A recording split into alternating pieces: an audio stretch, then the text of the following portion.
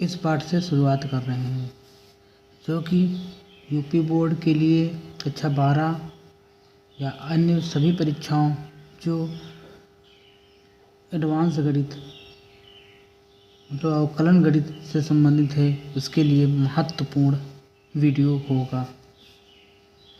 फलन और लेखा चित्र में सबसे पहले हम जानेंगे फलन। ठीक, फलन जानने के लिए सबसे पहले हम जानेंगे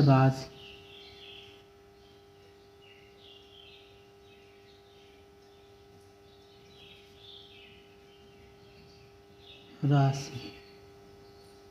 राशियाँ क्या होती हैं? राशियाँ दो प्रकार की होती हैं, चर राशि, अचर राशि।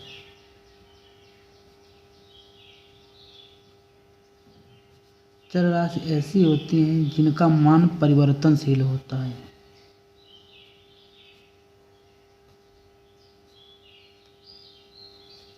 जिनको एक्स, वाई, ए, बी, सी, डी इत्यादि से दर्शाया जाता है। अचर राशियाँ ऐसी होती हैं जिनका मान अपरिवर्तनशील होता है।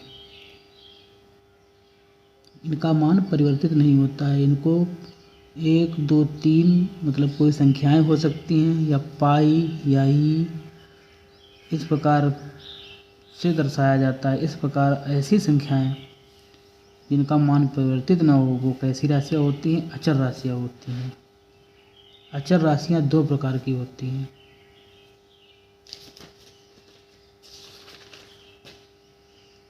नंबर 1 निरपेक्ष अचर,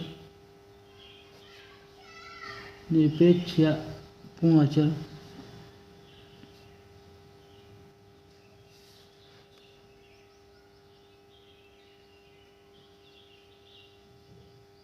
नंबर 2 स्वैच्छ अचर।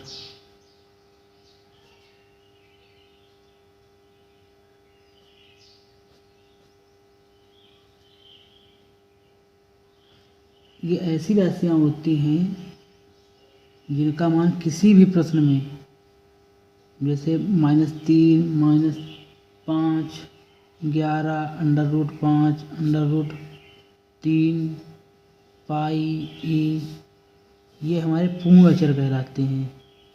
अगर इनका मान किसी भी प्रश्न में हो तो परिवर्तित नहीं होता।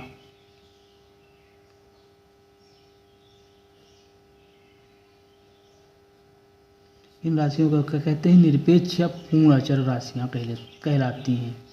स्वैच्छ अचर ऐसी राशि होती है जिसका मान प्रत्येक प्रश्न के लिए अलग अलग होता है, लेकिन उस समीकरण के या उस फलन के लिए या उस प्रश्न के लिए वह एक अचर कहलाता है।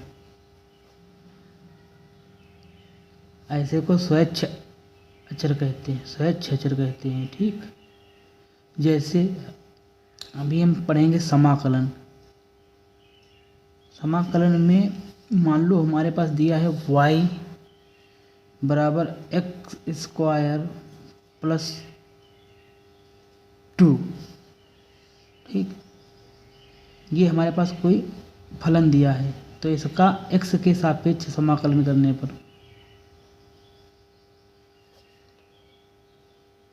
तो हमारा क्या हो जाएगा? y एक समाकलन का निशान y dx x² dx + 2 dx। तो हमारा क्या हो जाएगा? y बराबर इसका समाकलन हो जाएगा x³ प्लस इसका समाकलन हो जाएगा 2x। अब ये समाकलन लिखने के बाद में एक लिखा जाता है स्वैच्छ अचर c। ये हमारा है क्या? इस फलन के लिए स्वैच्छ अचर।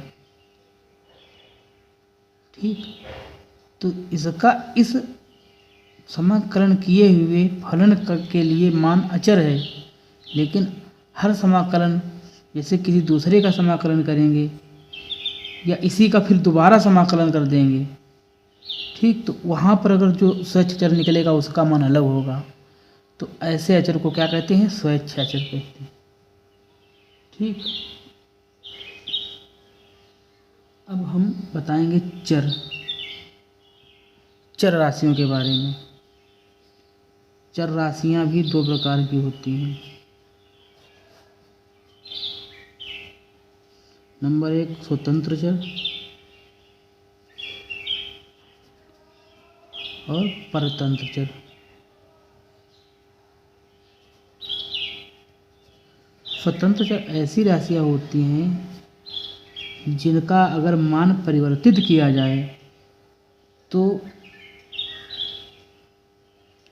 उनका स्वयं का मान ही परिवर्तित होता है।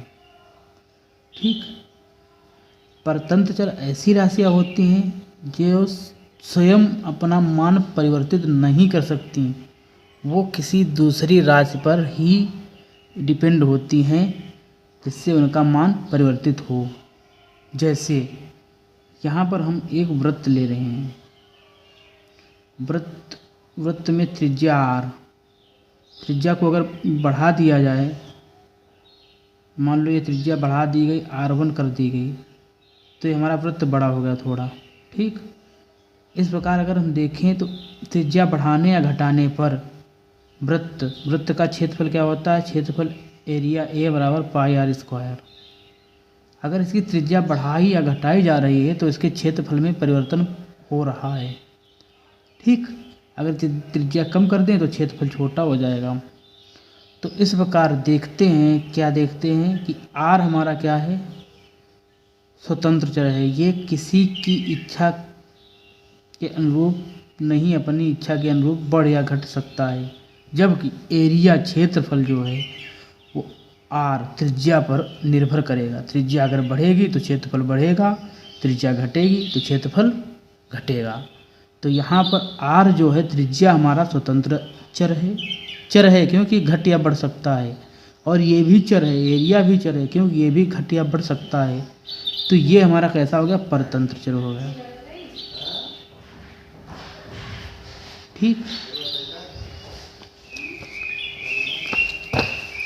अब बारी आती है फलन की।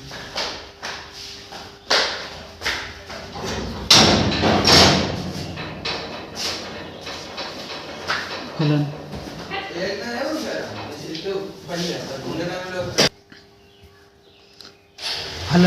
फलन क्या होता है? फलन अभी हमने लिखा था, क्या लिखा था? a बराबर पाई r स्क्वायर या y बराबर x+2। ठीक। ऐसे में यहाँ पर a हमारा परतंत्र चर है, इसी प्रकार y हमारा क्या है? परतंत्र चर है, r हमारा स्वतंत्र चर है और x हमारा स्वतंत्र चर है। तो फलन एक ऐसी कंडीशन को दर्शाता है जहाँ पर जो हमारा स्वतंत्र चर है, यहाँ पर r और यहाँ पर स्वतंत्र चर के लिए परतंत्र चर, जब स्वतंत्र चर के किसी भी मान के लिए परतंत्र चर का मान निश्चित और अद्वितीय प्राप्त हो, तब वह एक फलन कहलाता है। ठीक। जैसे यहाँ पर हमने दिया y बराबर x+2, तो यहाँ पर x के प्रत्येक मान के लिए y का एक निश्चित एवं अद्वितीय मान प्राप्त हो तो y को x का फलन कहते हैं। अगर x के प्रत्येक मान के लिए y का एक निश्चित और अद्वितीय मान प्राप्त हो रहा है तो हम क्या कहेंगे? y को x का फलन कहेंगे। इसको इस प्रकार भी दर्शा सकते हैं, y(f(x) या y(g(x) या y(phi(x), किसी भी प्रकार से इसको दर्शा सकते हैं। ठीक। अब जैसे यहाँ पर लिखा हमने y स्क्वायर बराबर x। ठीक। y स्क्वायर बराबर x लिखा है, तो यहाँ पर देखा गया x का प्रत्येक मान अगर रखा गया, x बराबर 1 रखा गया, तो x बराबर 1 रखेंगे तो y बराबर क्या हो जाएगा? +-1। ठीक। x के प्रत्येक मान के लिए y के दो मान प्राप्त हो रहे हैं। तो इस कंडीशन में ऐसे फलनों को क्या कहेंगे? विविधमानी फलन कहेंगे। ऐसे फलन कैसे फलन कहलाएंगे? विविधमानी फलन। ठीक।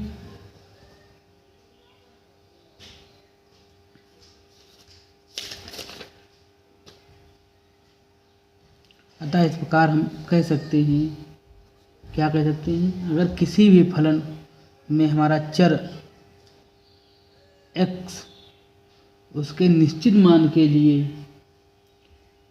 हमारा जो है एक निश्चित और अद्वितीय मान प्राप्त हो रहा है y का, परतंत्र चर का, तो वो हमारा क्या कहलाएगा? फलन कहलाएगा। जैसे अब हम जानेंगे डोमेन और रेंज। डोमेन को क्या कहते हैं? प्रभाव क्षेत्र। रेंज को क्या कहते हैं? परिसर या परास। ठीक। अगर हम यहाँ पर एक फलन ले लें y बराबर 3x + 1। ठीक। अगर यहाँ पर फलन x बराबर 0 रखा हमने तो y बराबर क्या आ गया? 3 × 0 + 1 बराबर 1। x बराबर 0 रखने पर y बराबर हमारा क्या आ गया? 1। x बराबर 1 रखने पर क्या आ गया? y बराबर 3 × 1 + 1 y बराबर क्या आ गया? 4 आ गया। x बराबर 2 रखने पर y बराबर क्या आ गया? 3 × 2 + 1, 3 दूनी 6, 1 7। तो यहाँ पर x हमारा स्वतंत्र है, y हमारा परतंत्र है, क्यों? y का मान x पर ही निर्भर कर रहा है।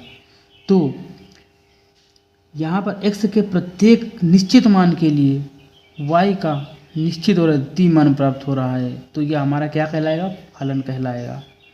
और फलन में जो x की वैल्यू हमारी, जितनी भी x की वैल्यू से हम y का मान प्राप्त कर सकते हैं, तो x की वैल्यू हमारी क्या कहलाएगी? डोमेन या प्रभाव क्षेत्र। और प्राप्त हुई y की वैल्यू हमारी क्या कहलाएगी? परास कहलाएगी। ठीक। इसको इस प्रकार लिख सकते हैं, ऐसे जैसे फलन हमारा है तो इसको कैसे लिख सकते हैं? 0,1, 1,4, 2,7, ये हमारा फलन है। ठीक। तो इस फलन में ये हमारा क्या होगा? x की वैल्यू हमारी क्या हो गई? डोमेन या प्रभाव क्षेत्र। और y की वैल्यू क्या हो गई? रेंज या परास। ठीक। क्योंकि यहाँ पर ये हमारी x की वैल्यू 0, 1, 2, ये हमारी y की वैल्यू 1, 4, 7। 0 के लिए 1, 1 के लिए 4, 2 के लिए 7। तो प्रत्येक निश्चित मान के लिए एक निश्चित और अद्वितीय मान प्राप्त हो रहा है, तो ये हमारा फलन हो गया। फलन में ये हमारी डोमेन हो गई और ये हमारी क्या हो गई? रेंज हो गई। ठीक। अब हम फलन के प्रकार समझेंगे। फलन होता हमारा एकचरी फलन। कैसा फलन? एकचरी। ऐसा फलन जहाँ पर एक ही चर हो, जैसे y बराबर x। कैसा? y बराबर x² + 2x + 1, ये एकचरी फलन हो गया। बहुचरी फलन। बहुचरी फलन कैसा हो गया? y बराबर या v बराबर fxy, मतलब v बराबर x² + y² + 2xy। ऐसे फलन हमारे क्या हो गए? बहुचरी फलन हो गए। ठीक। अब हमारे फलन में एक आएगा स्पष्ट फलन।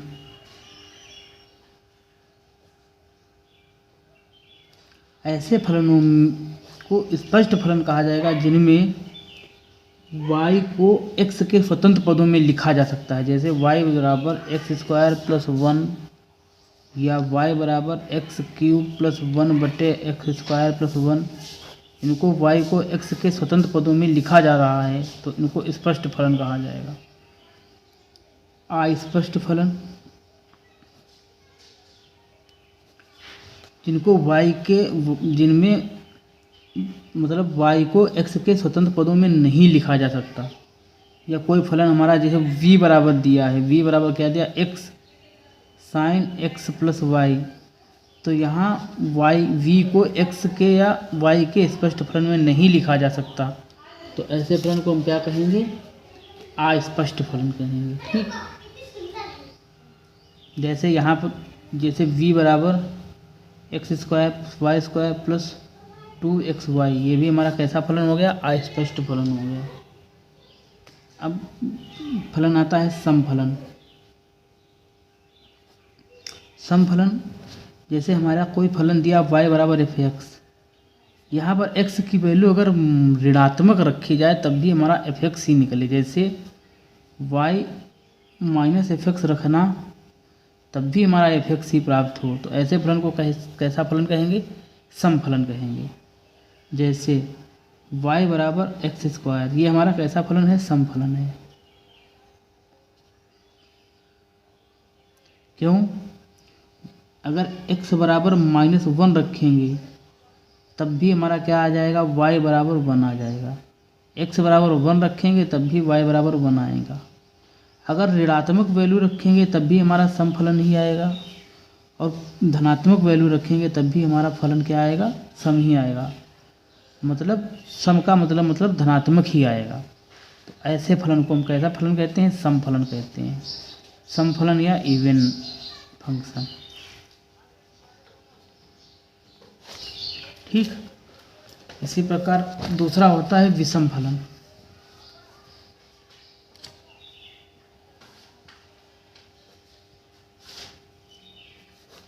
विषम फलन ऐसे फलन को जैसे y बराबर एफ एक्स की जगह पर अगर ऋणात्मक रखेंगे तो वो हमारा ऋणात्मक ही आएगा, धनात्मक नहीं आएगा। जैसे y बराबर माइनस एफ एक्स रखा तो हमारा क्या आ जाए, माइनस एफ एक्स आ जाए। ऐसे फलन को हम कैसा फलन बोलेंगे, विषम फलन कहलाएंगे। जैसे y बराबर एक्स क्यूब, यहाँ पर अगर x ऋणात्मक रखेंगे तो क्या आ जाएगा, y बराबर माइनस एक्स क्यूब, तो माइनस बाहर आ जाएगा, एक्स क्यूब आ जाएगा। ठीक, तो हमारा कैसा फलन होगा, विषम फलन हो गया।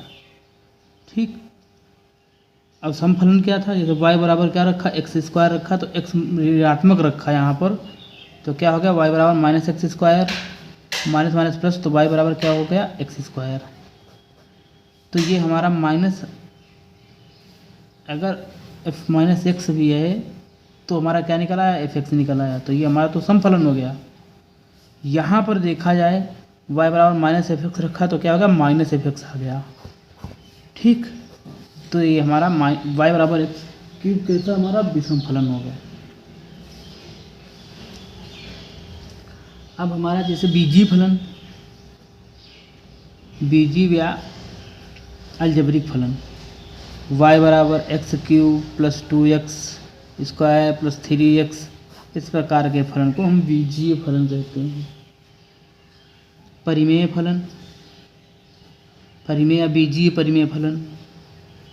परिमेय क्या होता है, जिसको हम भिन्नात्मक रूप में लिख सकें, ऐसी संख्या या ऐसा फलन जिसको हम भिन्नात्मक रूप में लिख सकें उसको हम परिमेय व्यंजक कहते हैं या परिमेय फलन कहते हैं। जैसे हमारे पास 3 है, इसको हम भिन्नात्मक रूप में लिखेंगे तो हम क्या लिखेंगे, 9/3 या 18/6। 3 को इस प्रकार से प्रदर्शित कर सकते हैं, तो ये हमारा क्या हो गया, ये हमारी परिमेय संख्या हो गई। ऐसे ही परिमेय फलन क्या है, जिसको भिन्नात्मक रूप में लिख लें वो हमारा क्या फलन कहलाएगा, परिमेय फलन कहलाएगा। मान लो एफ एक्स बराबर हमारे पास, या y बराबर एफ एक्स बराबर क्या दिया, x square plus 2x plus 1/x+1। ठीक, कोई भी फलन हो सकता है जिसको हम भिन्नात्मक रूप में लिख लें, ऐसे फलन को कैसा फलन बोलेंगे, परिमेय फलन बोलेंगे। ये हमारे बीजीय फलन के अंतर्गत आते हैं। अबीजीय फलन कैसे होते हैं, अबीजीय मतलब नॉन अलजेब्रिक फंक्शन। अबीजीय फलन के अंतर्गत त्रिकोणमितीय फलन आता है। कैसा फलन आता है, त्रिकोणमितीय फलन। जैसे sine x, cos x, 10x sine 2x plus sec square x. कुछ भी फलन हो जो साइन या कास या त्रिकोणमितीय फलन के अंतर्गत आए, ऐसे फलन को त्रिकोणमितीय फलन कहलाता है। प्रतिलोमवत्ती फलन नंबर 2,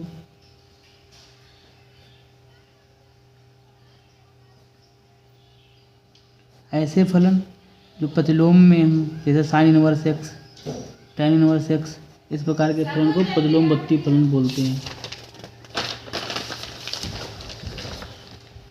लघुगणकीय फलन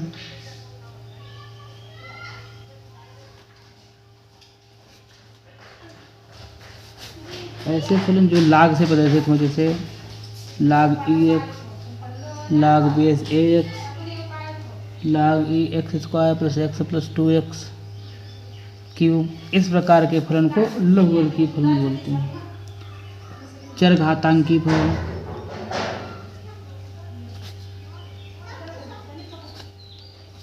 जैसे e की पावर x, a की पावर x, x की power sine x, sine x की पावर x कास x, ऐसे फलन को चरघातांकी फलन बोलते हैं। ठीक, अब हमारे फलन के प्रकार आएंगे। फलन, एक फलन होता है परिभाषित फलन, दूसरा होता है अपरिभाषित फलन।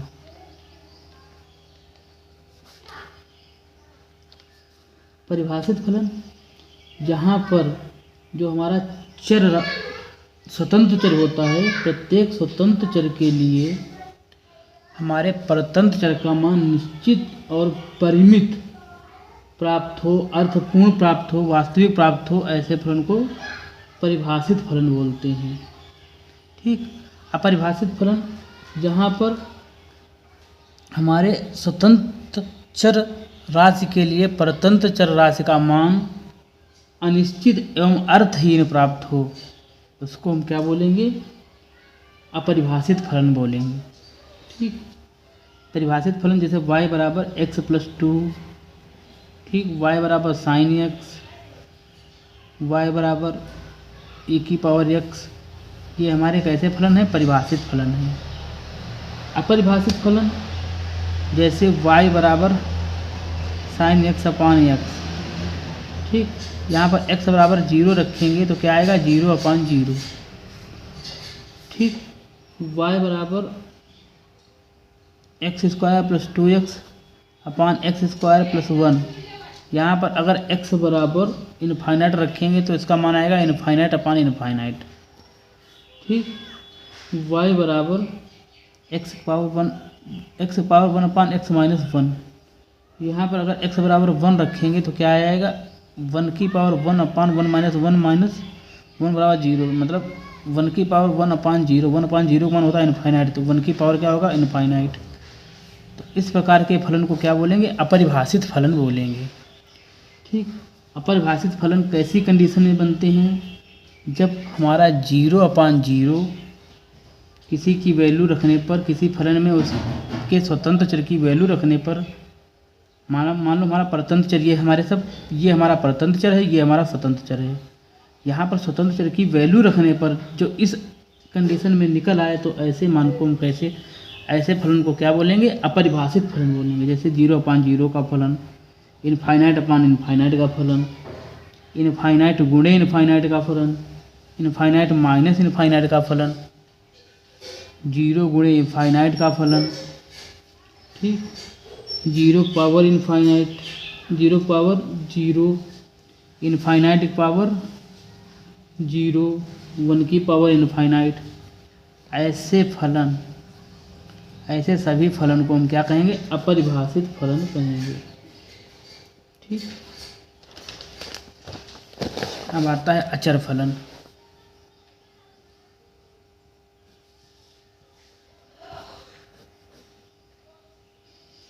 कोई ऐसा फलन y बराबर f(x) जिसमें x जो स्वतंत्र चर है उसका कोई भी मान रखने पर y का मान सेम निकले। परतंत्र चर का मान, जैसे x का मान कुछ भी रखो तो y का मान c है, c स्वतंत्र सी हमारा एक कांस्टेंट है तो वाई का मान हमारा कांस्टेंट ही रहे, तो ऐसे फलन को क्या बोलते हैं? अचर फलन बोलते हैं। यहाँ पर वाई का मान सदैव स्थिर रहता है, ठीक, परतंत्र चर का मान सदैव स्थिर रहे, तो ऐसी कंडीशन में हम फलन को कैसा बोलते हैं? अचर फलन बोलते हैं। आवर्ती फलन,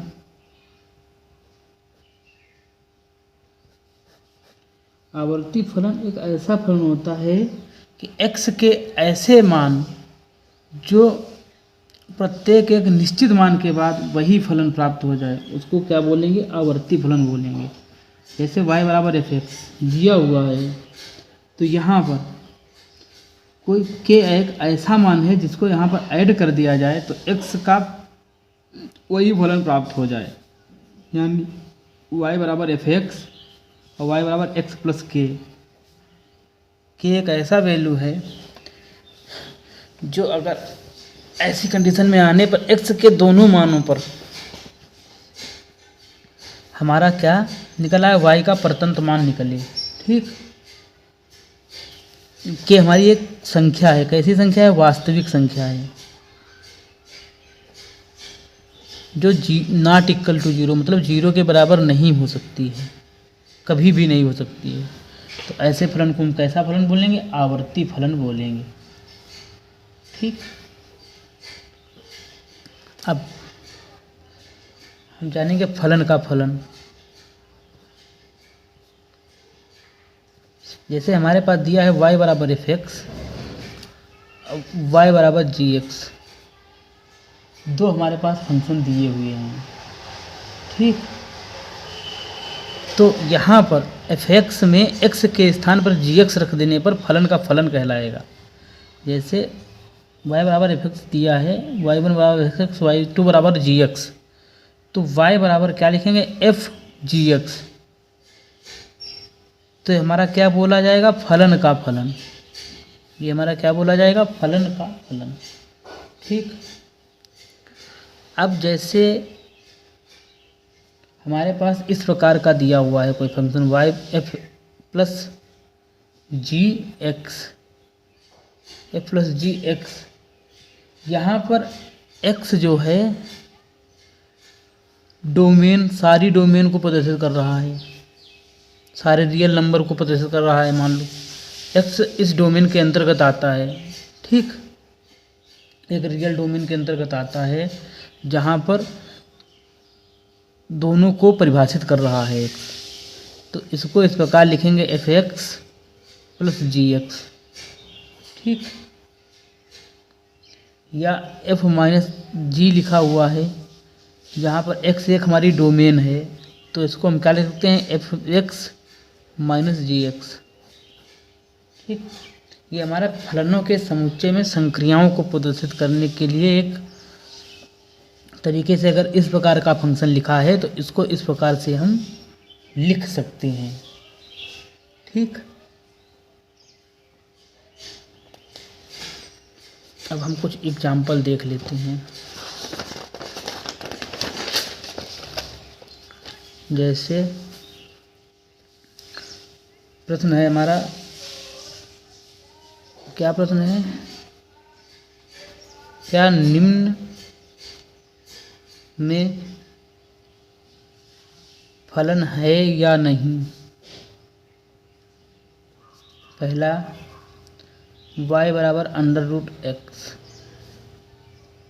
y बराबर एक्स क्यूब प्लस 5x, दूसरा, तीसरा r बराबर रियल नंबर 1, 3, 2, 5, 3, 7, नंबर 4 r बराबर 2, 3, 5, 6, 2, 11, ठीक। तो यहाँ पर हमको बताना है ये फलन है कि नहीं है, ठीक। तो यहाँ पर हम पहला लेते हैं एग्जाम्पल y बराबर अंडर रूट एक्स, y बराबर अंडर रूट एक्स। यहाँ पर अगर हम देखें तो अंडर रूट एक्स केवल एक मान धन या ऋण लिया जाए तो एक्स फलन दोनों मानों में एक साथ लिए जाने पर फलन नहीं प्राप्त हो सकता है, क्योंकि यहाँ पर एक्स के किसी एक मान के लिए वाई के दो मान प्राप्त हो जाएंगे। ठीक, तो ये हमारा क्या फलन नहीं है। ठीक, कैसे? y बराबर अंडर रूट एक्स है तो दोनों तरफ वर्ग करने पर वाई स्क्वायर बराबर एक्स आ जाएगा। ठीक, वाई स्क्वायर बराबर एक्स आया तो एक्स का अगर कोई एक मान लेंगे तो वाई के मान दो प्राप्त होंगे। मान लो एक्स बराबर 1 लिया, एक्स बराबर 1 लिया तो वाई स्क्वायर बराबर 1, तो वाई बराबर क्या आ गया ±1। ठीक, या एक्स बराबर हमने 4 लिया तो वाई स्क्वायर बराबर हमारा क्या आ जाएगा 4, या वाई बराबर आ जाएगा अंडर रूट 4, या वाई बराबर क्या आ जाएगा ±2। तो x के प्रत्येक मान के लिए y के दो मान निकल रहे हैं, तो ये हमारा फलन नहीं है, फलन नहीं है। ठीक, हमारा दूसरा एग्जाम्पल क्या है? वाई स्क्वायर बराबर x³ + 5x। ठीक, यहाँ पर x का कोई भी मान रखेंगे तो y का एक निश्चित और अद्वितीय मान प्राप्त होगा, तो हमारा क्या हो जाएगा फलन। जैसे y बराबर x³ + 5x। ठीक, अब यहाँ पर हमने x बराबर 1 रखा, x बराबर 1 रखा तो y बराबर क्या आ जाएगा 1 + 5, y बराबर 6 आ गया। x बराबर हमने जब 2 रखा तो आ गया 2 दूनी 4 दूनी 8 + 5 दूनी 10, 18 आ गया। x के प्रत्येक निश्चित मान के लिए y का एक निश्चित और अद्वितीय मान प्राप्त हो रहा है, तो यहाँ पर हम कह सकते हैं कि ये हमारा क्या है फलन है। इसी प्रकार क्वेश्चन नंबर 3 में r बराबर दिया है 1,3, 2,5, 3,7। मतलब अगर x की वैल्यू इधर लिख लो 1, 2, 3, y की वैल्यू इधर लिख लो 3, 5, 7। एक x की एक वैल्यू के लिए y का एक मान 3, x की एक वैल्यू 2 के लिए y का मान 5, 3 के लिए 7। तो यहाँ पर x हमारा क्या है डोमेन है, y क्या है हमारा रेंज है। यहाँ पर देखें तो प्रत्येक x की निश्चित वैल्यू के लिए y का निश्चित और अद्वितीय मान प्राप्त हो रहा है, तो ये हमारा क्या है फलन है। क्या है हमारा ये फलन है। इसी प्रकार क्वेश्चन नंबर 4 देखें तो यहाँ पर अगर इसी प्रकार क्वेश्चन नंबर 4 में हम बनाएं तो क्या 2, 5, 2, यहाँ पर क्या आएगा 3, 6, 11। तो 2 एक बार है तो एक ही बार लिख लो 2, 5, 2, 2 एक बार लिखो तो 2 के लिए 3 भी निकल रहा है, 11 भी निकल रहा है, 5 के लिए 6 निकल रहा है। ठीक, तो यहाँ प्रत्येक x के मान के लिए y की दो वैल्यू प्राप्त हो रही हैं, तो ये हमारा फलन नहीं है। ठीक, अब हमारा एग्जाम्पल नंबर दूसरा देखो। एग्जाम्पल नंबर दूसरा y बराबर x² - 1 एक, दूसरा y बराबर 1/x³ - 1। यहाँ x एक वास्तविक संख्या है,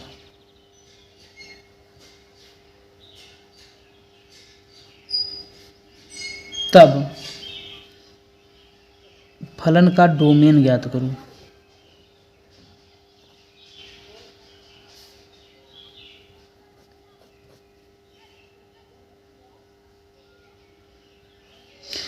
यहाँ पर पहला लिया हमने y बराबर x² - 1, वास्तविक मतलब रियल नंबर।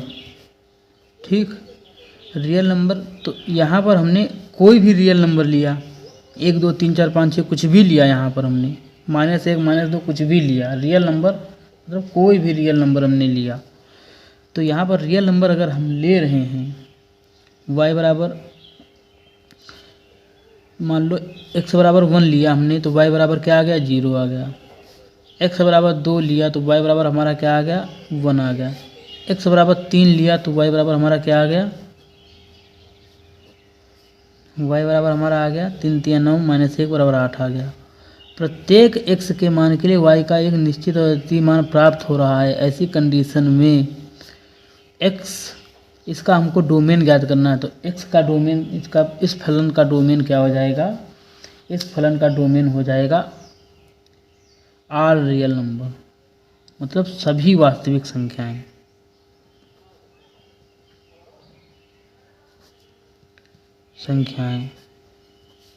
इसको हम r से प्रदर्शित करते हैं, रियल नंबर, वास्तविक संख्या मतलब रियल नंबर। तो इसकी डोमेन क्या हो जाएगा, डोमेन इसका हो जाएगा r, इसका डोमेन क्या हो जाएगा, r हो जाएगा। ठीक, इसी प्रकार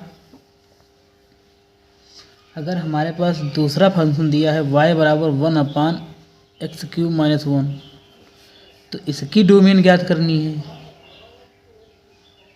जहाँ पर x हमारा वास्तविक संख्या है। ठीक, जहाँ पर x हमारी क्या है, वास्तविक संख्या है। तब यहाँ पर x बराबर 1 रखने पर देखा जाए, x बराबर जब हम 1 रखेंगे तो हमारा y का मान क्या आ जाएगा, 1/1 - 1, मतलब 1/0 क्या आ जाएगा, इनफाइनाइट आ जाएगा। 1/0 का मान क्या होता है, इनफाइनाइट। ठीक, तो यहाँ पर f(x) का मान मतलब x बराबर 1 पर y का मान अनंत आ रहा है, इनफाइनाइट आ रहा है। ठीक, तो यहाँ पर x का वास्तविक मान नहीं, x बराबर 1 पर y का वास्तविक मान नहीं निकल पा रहा है। तो ऐसी कंडीशन में अगर x बराबर 1 न रख के x के सारे वास्तविक मान रखे जाएं, x बराबर मान लो 0 रख दिया जाए, x बराबर 0, x बराबर 2, मतलब कोई भी वास्तविक संख्या रख दी जाए x की जगह पर, सिर्फ x बराबर 1 न रखा जाए, तो y का मान एक निश्चित मान प्राप्त होगा। ठीक, तो यहाँ पर इसकी डोमेन क्या हो जाएगी, यहाँ पर इसकी डोमेन मतलब प्रभाव क्षेत्र क्या हो जाएगा, सारे रियल नंबर हो जाएंगे। किसको छोड़ के, केवल एक को छोड़ के, एक को छोड़ के सारे रियल नंबर इसका क्या हो जाएगा, डोमेन हो जाएगा। ठीक, ऐसे ही एक एग्जाम्पल तीसरा, हमारे पास फलन दिया है f(x) बराबर x² - 4/x-2। तो यहाँ पर हमको डोमेन प्राप्त करना है, क्या, प्रभाव क्षेत्र निकालना है। तो प्रभाव क्षेत्र के लिए यहाँ पर f(x) बराबर ये हमारा दिया हुआ है, यहाँ पर अगर देखा जाए तो x की सारी वास्तविक संख्याएं आएंगी, सिर्फ और सिर्फ क्या नहीं आएगा, यहाँ पर अगर x बराबर 2 रख देते हैं, x बराबर 2 रखेंगे, 2 दूनी 4, -4/2 - 2, 0/0 जो हमारा अपरिभाषित फंक्शन हो गया। ठीक, x बराबर 2 पर फंक्शन क्या हो गया, अपरिभाषित हो गया। ठीक, तो यहाँ पर अगर x बराबर 2 ना रख के सारे रियल नंबर रख दिए जाएं, तो f(x) का मान एक वास्तविक मान निकल कर आ जाएगा। तो इसकी डोमेन क्या हो जाएगी, ऑल रियल नंबर, x अवयव ऑल रियल नंबर एक्सेप्ट मतलब छोड़ के, किसको, 2 को छोड़ के। ये हमारी क्या हो गई, डोमेन हो गई।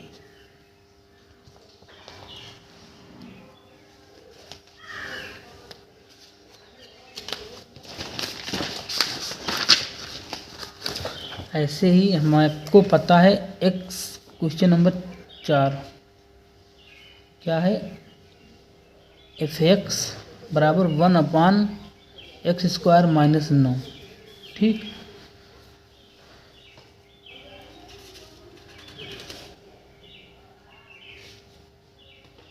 तो यहाँ पर हमको x अवयव r मतलब सारे वास्तविक संख्याओं का x समूह है, तो x किसका अवयव है, सारे वास्तविक संख्याओं का अवयव है। तो यहाँ पर हमको डोमेन निकालनी है, क्या निकालनी है, डोमेन। तो यहाँ पर डोमेन निकालने के लिए अगर हम x बराबर 3 रखते हैं तो क्या आ जाएगा, 1/3 - 9 - 9, 1/0 आ जाएगा। 1/0 का मतलब इनफाइनाइट, मतलब अपरिभाषित, मतलब अनंत आ जाएगा, जो हमारा वास्तविक मान नहीं निकल पाएगा। ऐसे ही x बराबर अगर -3 रखते हैं तो क्या हो जाएगा, -3 का स्क्वायर -9, -3 गुणे -3, -3 का स्क्वायर मतलब क्या हुआ, -3 गुणे -3 बराबर 3 का 9, तो क्या आ जाएगा 9 - 9, तब भी हमारा 1/0 क्या आ जाएगा, इनफाइनाइट आ जाएगा। दोनों कंडीशनों में x बराबर 3 रखने पर भी इनफाइनाइट आ रहा है, x बराबर -3 रखने पर भी इनफाइनाइट आ रहा है। इसके अदर अगर x बराबर 0 रख रहे हैं तो क्या आ जाएगा, 1/0 - 9, 1/-9। x बराबर 1 रख रहे हैं तो क्या आ जाएगा, 1/x² - 9, 1/1 - 9 बराबर 1 - 1/-8, मतलब x बराबर केवल हम क्या ना रखें, x बराबर -3 ना रखें और x बराबर 3 ना रखें। अगर ये दोनों ना रखें तो हमारा और कोई भी वास्तविक संख्या रख दी जाए x की जगह पर, तो हमारा f(x) क्या आ जाएगा, वास्तविक मान दे रहा है। तो यहाँ पर इसकी डोमेन क्या हो जाएगी, यहाँ पर इसकी डोमेन हो जाएगी ऑल रियल नंबर एक्सेप्ट -3, -3। ठीक, ऐसे ही हमारे पास एक एग्जाम्पल है, जैसे एग्जाम्पल दिया हुआ है f(x) बराबर log ex, तो सिद्ध करना है, क्या सिद्ध करना है,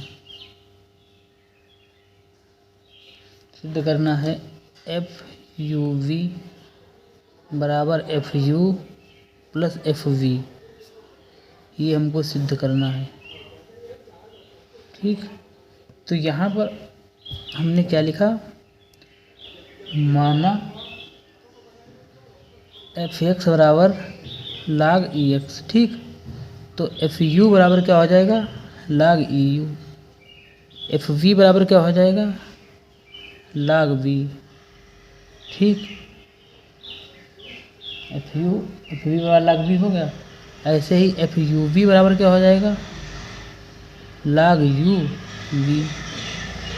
ठीक, f(u_v) बराबर क्या होगा, log u_v हो गया। अब हमको यहाँ पर पता है, क्या पता है, log mn को लिख सकते हैं log m plus log n। ठीक, log m गुणे n को log m plus log n लिख सकते हैं, log m/n को log m minus log n लिख सकते हैं। तो यहाँ पर log u_v को क्या लिख सकते हैं, log u plus log base v। तो यहाँ पर हमारा सिद्ध हो गया, log u_v, log u को f(u), log v को f(v). तो यहाँ पर हमारा क्या सिद्ध हो गया, log f(u_v) बराबर क्या, f(u) प्लस f(v)। यही हमको क्या करना था, सिद्ध करना था। क्यों, log u की जगह पर f(u), log v की जगह पर f(v). ठीक।